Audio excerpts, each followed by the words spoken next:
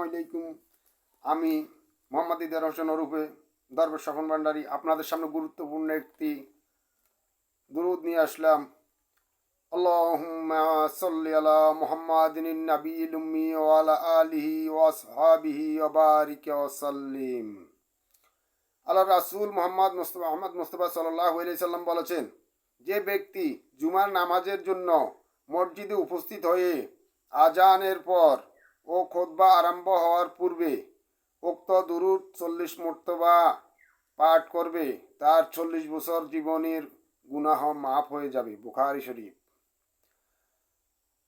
যদি কেউ উক্ত দুরূদ শরীফ আসরের নামাজ পর 100 বার পড়েন, তার 80 বছরের গুনাহ মাফ হয়ে যাবে। যদি প্রত্যেক জুমার দিন নামাজের পূর্বে কেউ উক্ত দুরূদ শরীফ 1000 বার পড়েন, তবে যতদিন না ও ব্যক্তি স্বপ্নে তার বেহেশতের বাড়ি না দেখতে পান, ততদিন তার মৃত্যু হয় না। মুসলিম শরীফ। হযরত আবু হুরায়রা রাদিয়াল্লাহু তাআলা আনহু বলেছেন, রাসূলুল্লাহ সাল্লাল্লাহু আলাইহি সাল্লাম বলেছেন, কোন ব্যক্তি ওযু করে আদবের সাথে বসে আমার উপর 1 মর্তবা দুরূদ পাঠ করলে তার উপর 10 মর্তবা দুরূদ শরীফ পাঠ করেন। আল্লাহ তার উপর 10 মর্তবা দুরূদ শরীফ পাঠ করেন।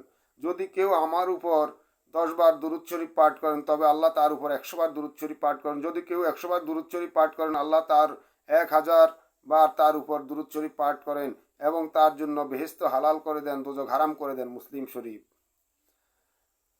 তাহলে হাদিসটি দুরূদটি অত্যন্ত গুরুত্বপূর্ণ। এই জন্য আপনাদের সামনে উক্ত দুরূদটি উপস্থাপন করলাম। আসসালামু আলাইকুম।